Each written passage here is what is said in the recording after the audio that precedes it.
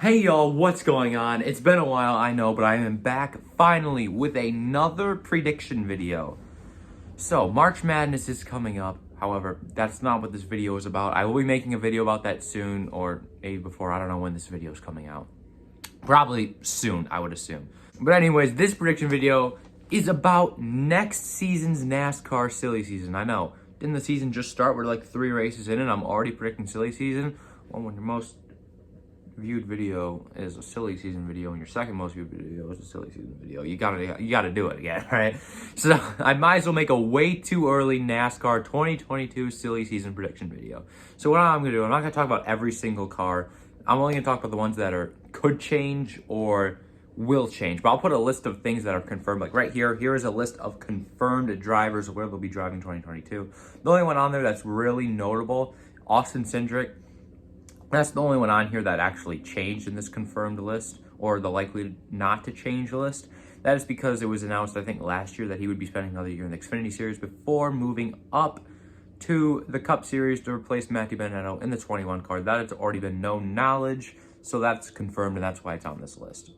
Not on the will change list, because we already know that that's happening. It's not a prediction. The next list is the likely not to change list, and on this list, not really too many surprises on here. Brad Keselowski only signed a 1-year deal with Penske, I think, last year. So there's a chance he could leave, but I don't know what big ride's going to open up this year. I think there was a lot more opportunity in last year's silly season than there is in this silly season video. So I think Brad Keselowski is most likely going to remain at Team Penske. Other notable guys in the list, Kyle Larson will stay as long as there's sponsorship. If he doesn't get sponsorship, then that's an issue and could be replaced by someone like Noah Gragson. But if he gets sponsorship, he's running already well enough this season that he'll still be in the 5 next year.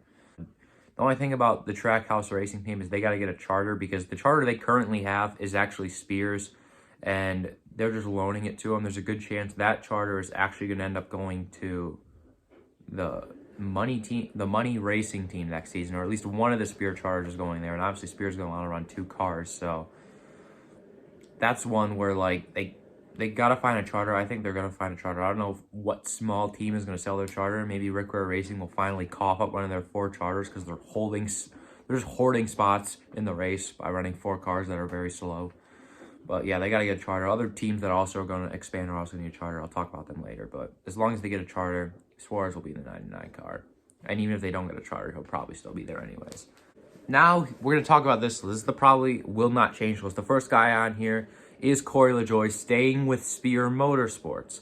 I don't have him leaving Spear Motorsports, basically because I don't think they would give up on him in a year. They're probably not going to have the greatest equipment this year. They haven't. It doesn't look like they have this year.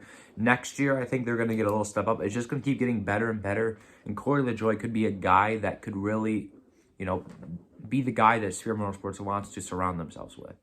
So I don't see them giving up on him in a year. I mean, he'll have good enough runs probably this year just to stay in there. Obviously, the equipment isn't good, but like I said, it's just going to keep getting better and better for Spear.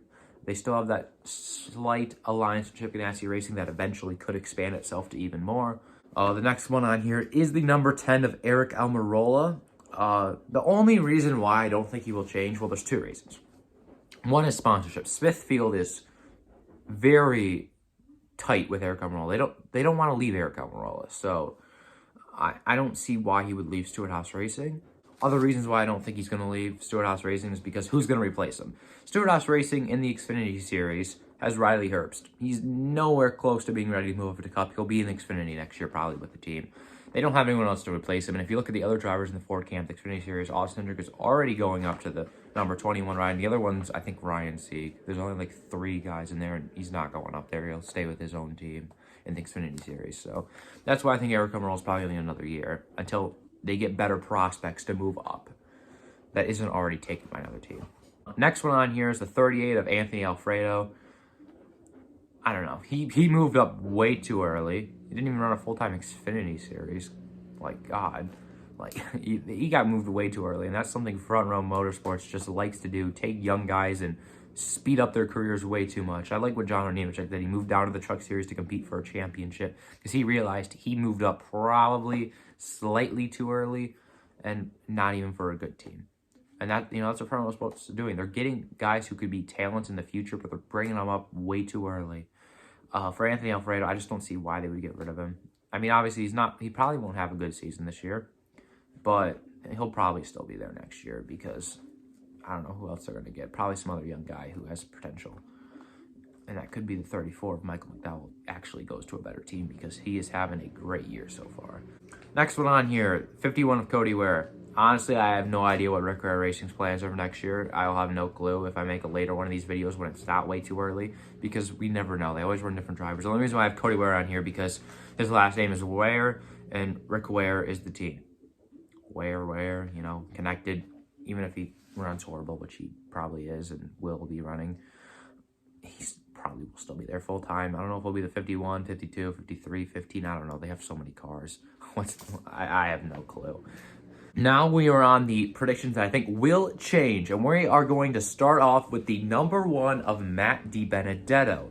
It is pretty heavily rumored, maybe it's not confirmed, but it's heavily rumored that Kurt Busch is going to retire and will not be with the one team next year, and they need another driver. I think, Colleague Racing definitely has a connection with Chip Ganassi Racing, so they could bring up a guy like Justin Haley up, but I think Justin Haley, I'm not going to spoil anything, but I think he's going to go somewhere else in the Cup Series next year. So I think they bring over a guy like Matt DiBenedetto, who's going to be looking for a ride. He's a solid driver. He hasn't started off this year good, but he will rebound eventually. He'll probably make the playoffs or be just on the outside of it. But I think he definitely needs to make the playoffs to get a team like this. But, it's not the greatest team, but Kurt Busch is having great runs in the one car. I don't know who else they would get, like I said. Obviously, there's other guys in the Xfinity Series they could bring up, but I think they're already going to be taken by other teams.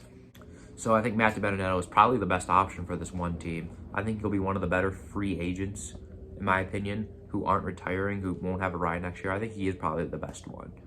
And he deserves to be in a good ride, and I hope he doesn't get screwed over and has to move down to the Xfinity Series or something. Because Matt DiBenedetto has potential. He showed it last year. He hasn't showed it so far this year, but, I mean, hey, I think there's a good shot he gets a win this year. I mean, we've seen how this year's going with first-time winners or guys who've only won one race before.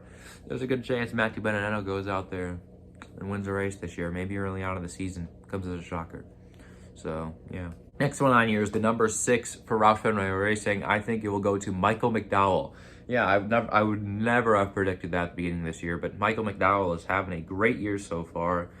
Roush Fenway's a little bit of a step up from Front Row, although this year it hasn't really looked like it. Front Row looks like the place to be for Michael McDowell, so he'll probably stay, but I think with Ryan Newman retiring and Roush Fenway will want to bring someone over from the Ford camp, there's no one really to come for the Xfinity Series, so why not look over at Front Row Motorsports, and Michael McDowell, definitely a better option than Anthony Alfredo to bring over to the 6th. And I think Michael McDowell would take it because I think Roush Fenway is going to be on the up this year. Chris Buescher showed the potential they have at Homestead, and if they keep having runs like that this season, Michael McDowell would be a great option to move over to the 6th and run competitively if Roush Fenway Racing can get back to the level they used to be. Next one is the 15-car Rick Ware Racing. No clue, multiple drivers. I'll just leave it at that. The next one is the number 47 for JTG Daugherty Racing. Some of these numbers are a little off. I'm not going in order with the numbers like I did with the list because I just have them written down on my paper a little differently. I hope I didn't spoil anything there, but yeah, this one I have as Noah Gragson. That's a little bit of a surprise, but JTG is aligned with Hendrick Motorsports. Hendrick Motorsports, I think, is going to be full, so they're not going to be able to bring over Noah Gragson over to their camp yet. I think this is a great opportunity for Hendrick Motorsports to align themselves further with JTG Daugherty Racing and do something like Team Penske's doing or JGR's doing. Do something like that. And I think this is their prime opportunity to do this. Have Noah Gragson be in the 47 for a year, then evaluate. Maybe they move him over to their side. Maybe they move him over to Hendrick Motorsports, or maybe they leave him there, or maybe they let him go. I think that's what they'll do. I think he's going to be ready after this season. He's going to have good runs. He's already shown he's going to have good runs, and I think he'll be ready to move to Cup. That means Stenhouse is getting moved out of the 47 too, and I will have him in another ride, and that prediction will be coming up very shortly. Next one's the 52 of Rick Ware Racing. Not a clue. Literally zero clue on what I'm doing. I don't even know if it's multiple drivers or they'll have one driver. Not a clue. I think, Josh Balicki's driving the car this year or something? No clue who they're going to put in there.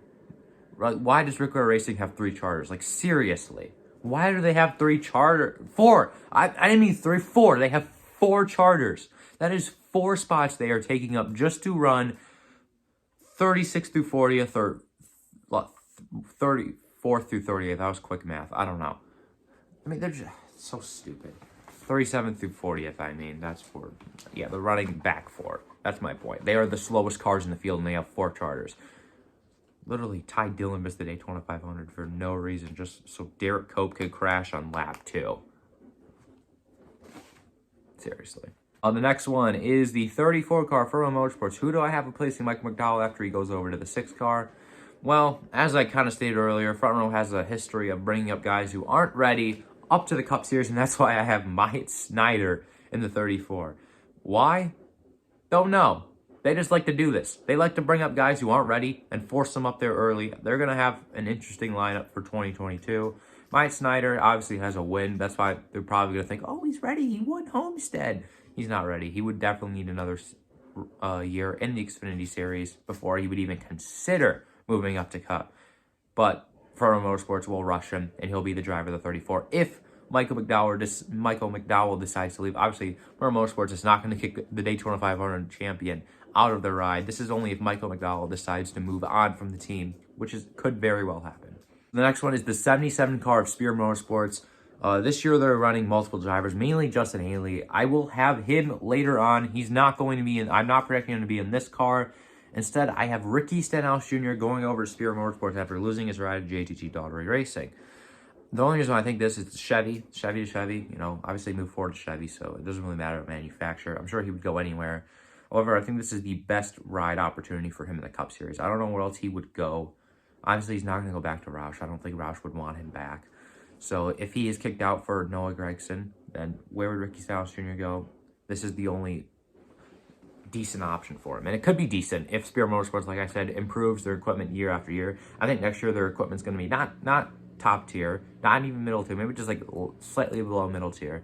I think it will be better than this year's equipment. So that's why Stenhouse will go over to the 77 car, because I don't think he wants to go to Xfinity, even though him going to Xfinity would probably be the best option for him. Let's be honest.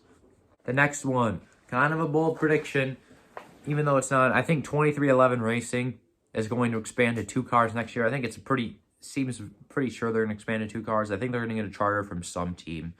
I'm going to say it's from Rick Ware Racing because they need to sell a charter. Maybe NASCAR will force them to sell a charter to 2311 Racing, just like how they forced Germain Racing to sell the charter to 2311 Racing instead of MBM Motorsports. I don't know if that's true or not, but I've heard that could be true. And for this 54 car, there's multiple drivers it could be. I'm going to predict it's going to be Harrison Burton.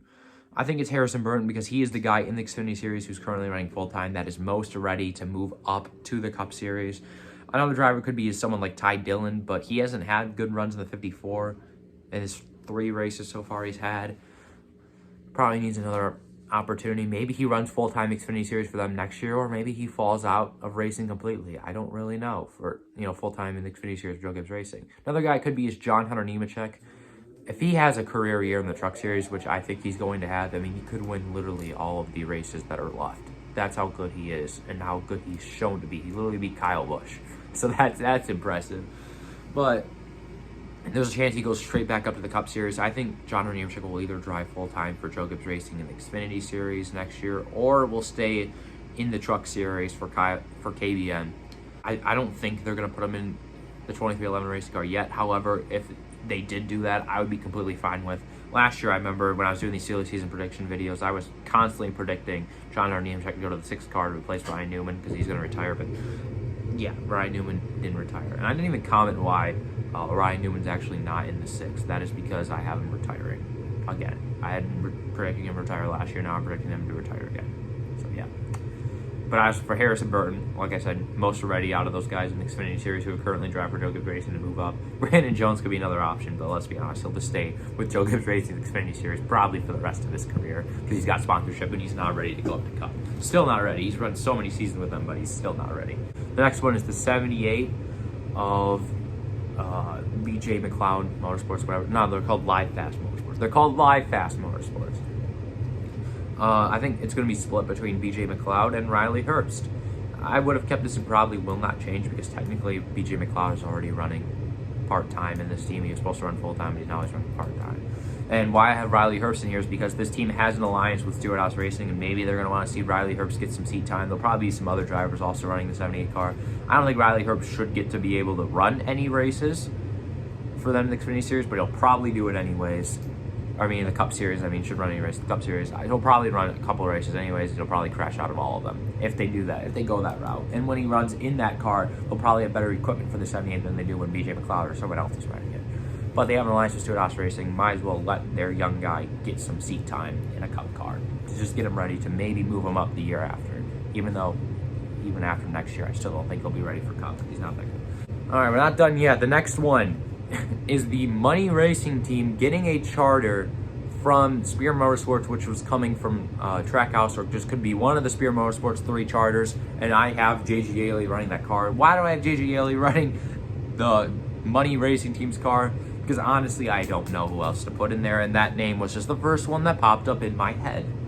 So yeah, I think they get a charter from Spear Motorsports. I think that's probably the new team that is most likely to get a charter. They almost got one for this season, but was not able to get one. I think next year they will get one for sure. And the final driver I have in the will not change category. This is a team where I didn't know where they're going to charter from, so currently I have them as non-charter, even though I think they're probably going to get a charter. That is the 16 of Colleague Racing. Now, which of their drivers will they move to the Cup Series? Remember, I've been saying Justin Haley's going to a ride. That's where I have Justin Haley going. It seems very likely. Maybe he goes to Spear Motorsports, but I think he probably goes to Colleague. And it's not like they're rushing him anymore. Like, if they brought him up this year, I think they're rushing him. But he's running well enough to where it would actually be justified for him to go to the Cup Series next year. And I would be all right with the move. And he's staying with Colleague Racing to help build their Cup Series, and they have a bright future. They started off as a team that was very small in the Xfinity Series. I remember rooting for Blake Cook to make like the Final Four because that'd be such an upset. And now here they are with 3 cars that are competitive and 2 that I think are very likely to make the championship 4. That's how good Colleague Racing is this year. And in the Cup Series, they're obviously going to start off as a smaller team, but they can easily build themselves up, and they already have a top 10 with AJ Allmendinger. So, hey, Allmendinger, they could run a second car too and run Allmendinger part-time next year in the Cup Series, but I don't know. Probably won't happen. I think they'll focus on one full-time car, and that'll be Justin Haley. So anyways, that is my way too early NASCAR 2022 silly season prediction videos. Yeah, I'll probably make more of these silly season prediction videos, not this soon, but way later on in the year. Obviously, stay tuned for a March Madness video. I can guarantee you I will find a way to make that video, even if I don't have time. I will make that video. But anyways, I hope you enjoyed this video. I'll see you all later. Peace.